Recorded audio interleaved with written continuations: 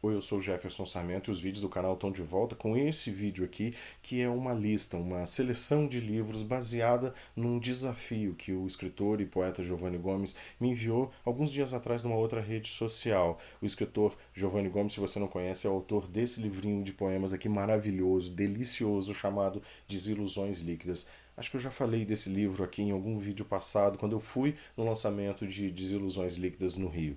Pois o Giovanni me mandou esse desafio, ele me marcou para eu poder listar alguns filmes que eu considerava excelentes ou filmes que eu não considerava nada. Na verdade, era uma lista de critérios específicas do tipo qual o filme que eu mais gostei na vida, qual o melhor diretor, na minha opinião, o filme que eu nunca assisti, o filme que todo mundo gosta e eu detesto. E eu respondi essa lista para o Giovanni e convidei ele ou desafiei ele para a gente fazer um outro tipo de lista, uma lista de livros, baseada mais ou menos nos mesmos critérios. Que tipo de livro eu mais gosto, ou qual livro eu nunca li, qual livro que todo mundo gosta e eu detesto, qual o livro que eu estou lendo no momento. Pois então, aqui está a minha lista e eu vou te fazer dois convites. Um, claro, para você assistir o vídeo, curtir, seguir o canal, espalhar esse vídeo para todo mundo e essa lista para todos os seus amigos, aquelas pessoas que você mais gosta. O segundo convite é faça você a sua lista. Eu vou deixar na descrição do vídeo essa lista, essa receita de bolo para você copiar e fazer a sua lista e espalhar por aí afora. Vamos lá? Segura a onda aí.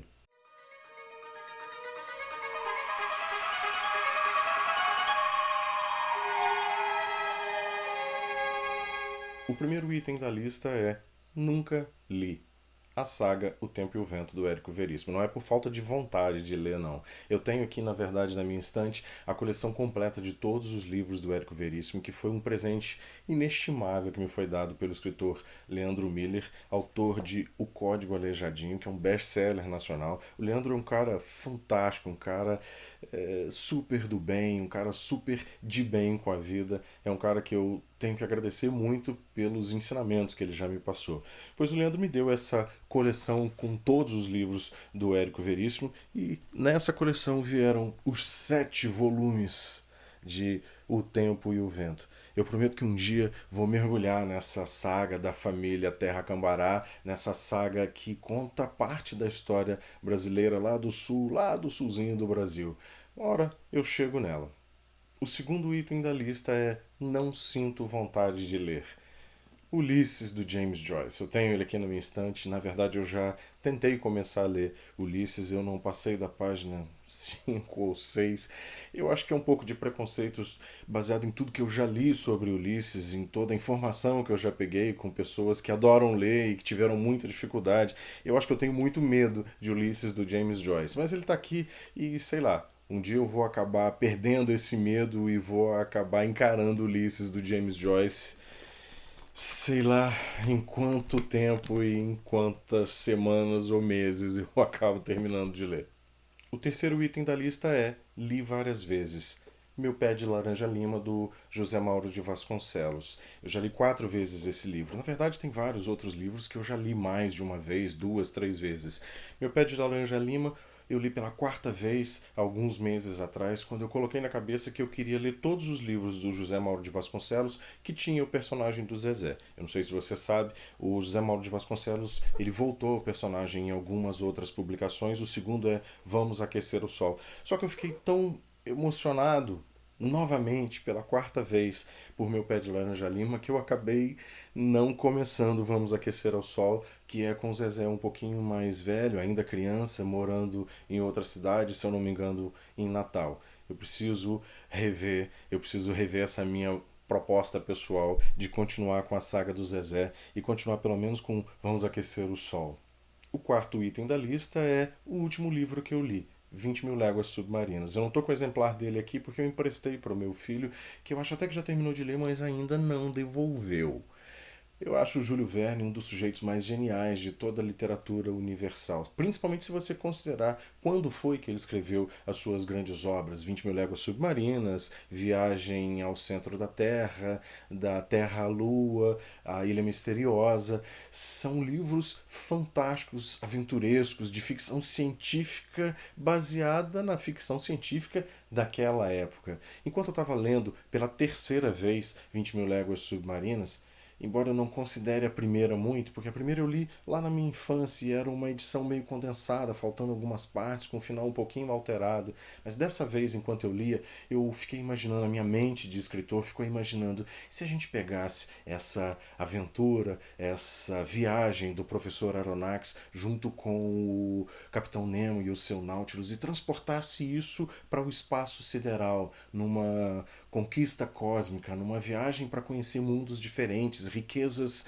inimagináveis, criaturas como leviatãs cósmicos impossíveis de serem vencidos, um povo enorme do tamanho de um sol tentando capturar as naves e devorando as naves e os seres humanos que estão voando através do espaço, tentando conquistar novos mundos. Viajei, né? Mas acho que seria bem legal. O quinto item da lista é: todo mundo gosta e eu não. Esse é o item que mais me rendeu comentários quando eu postei essa minha lista lá no Facebook.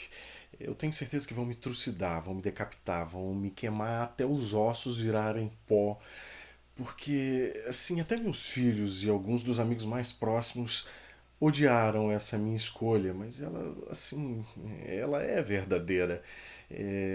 Inclusive, por causa dessa minha escolha, eu tive que ir lá no Facebook, lá no post original, eu tive que prometer que ainda este ano eu vou me debruçar sobre os 7 livros da saga do bruxo Harry Potter.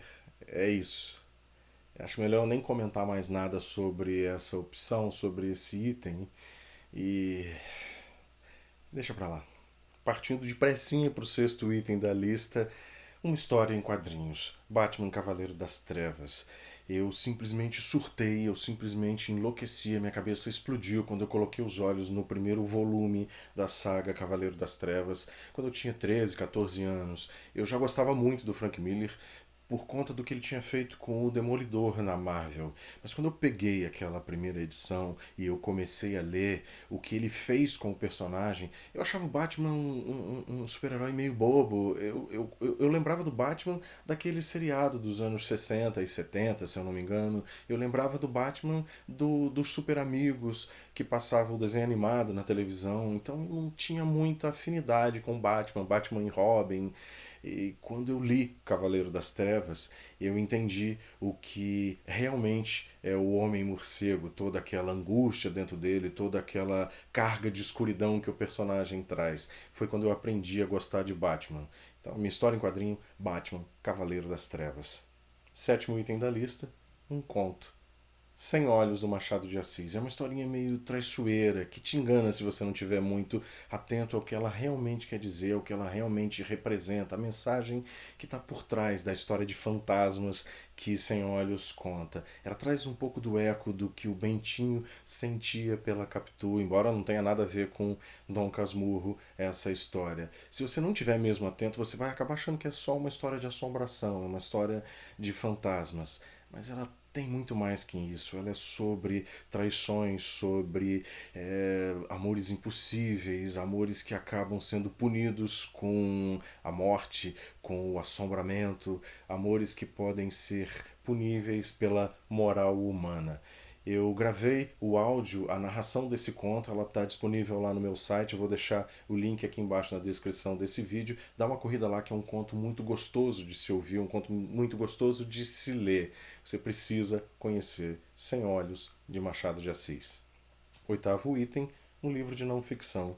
The Beatles, do Bob Spitz, essa verdadeira bíblia em tamanho e complexidade. São 982 páginas com uma fonte minúscula que cobrem desde a infância, desde o nascimento, a adolescência, a formação da banda, como eles se encontraram, quais os gostos de cada um, cada drama pessoal, cada drama que a própria banda viveu na década de 60, enquanto ela estava na ativa, tudo que aconteceu que gerou o final da banda, os percalços por que eles passaram. O trabalho do Bob Spitz, que é um jornalista inglês, é extremamente detalhista, extremamente minucioso. Ele, inclusive, coloca no chinelo o Anthology, que foi um documentário lançado alguns anos antes, com produção dos próprios Beatles remanescentes, do Paul, do George e do Ringo, se eu não me engano, e que é um dos documentários que eu considero mais importantes e mais legais que eu já assisti. Provavelmente o melhor documentário que eu já assisti. Só que o Bob Spitz trata o Anthology como se fosse quase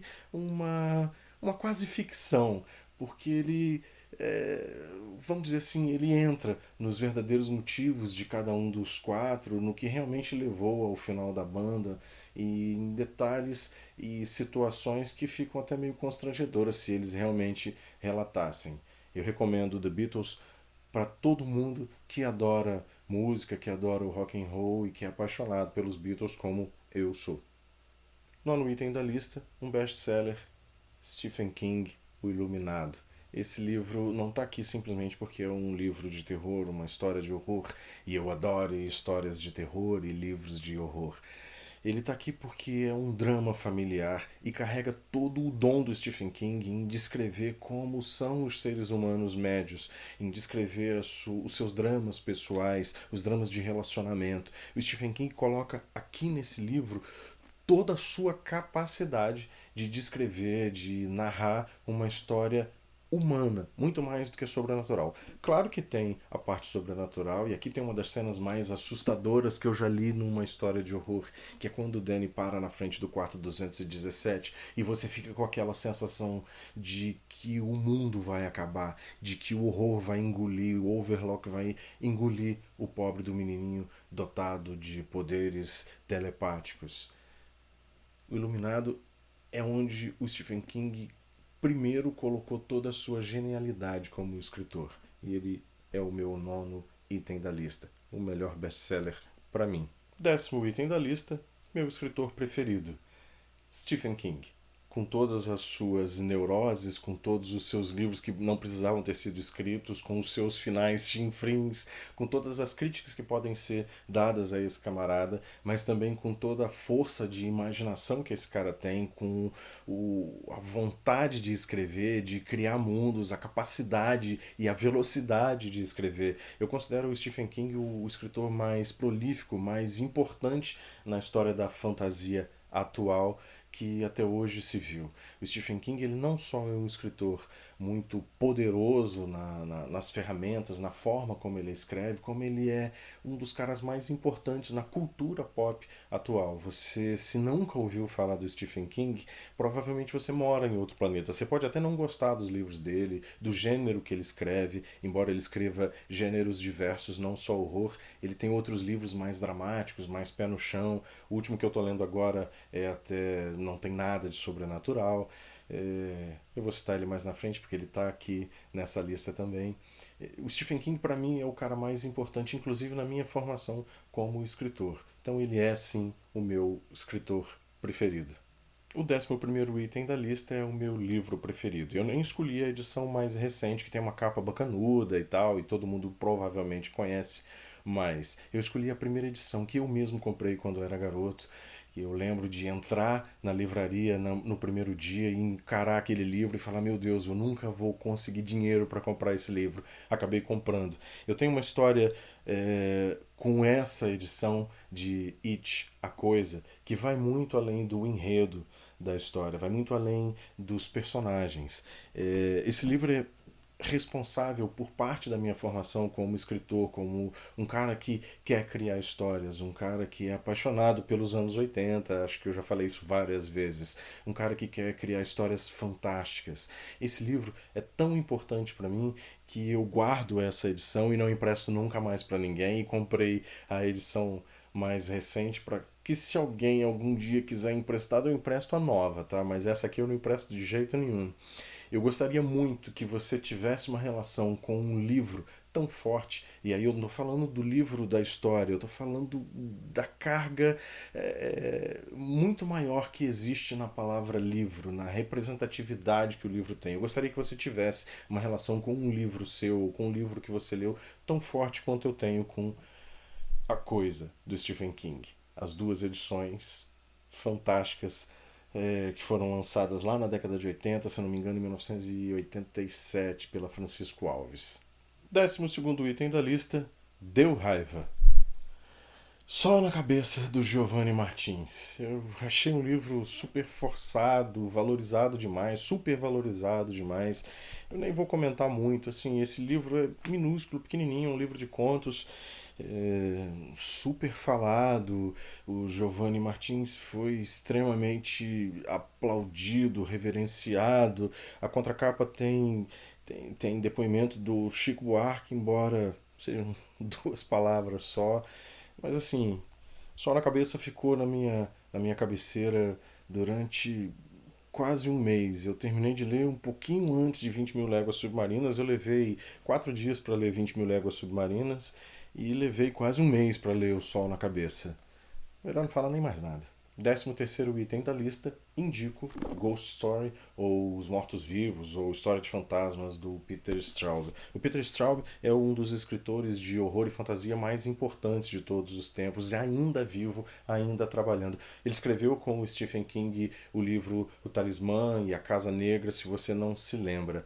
Eu tive uma outra edição desse livro que foi lançada na década de 80 numa coleção de banca de jornal que chamava Best Sellers. Tinha best-sellers ou livros de todos os tipos de escritores nessa coleção. Era uma coleção com papel bem chinfrim, com a capa deles era horrível, terrível. A capa da edição de Os Mortos-Vivos era uma cena do filme da década de 80. Os Mortos-Vivos tinham o Fred Astaire e os outros velhos que são personagens dessa história. Eu recomendo muito fortemente Ghost Story. Se você puder, compra essa edição da Dark Side, que está belíssima. Ela vem com... A tradução dela é da Regiane Minarski, que é uma das tradutoras mais gostosas de se ler da atualidade. Corre lá para ler Ghost Story, Os Mortos-Vivos, do Peter Straub.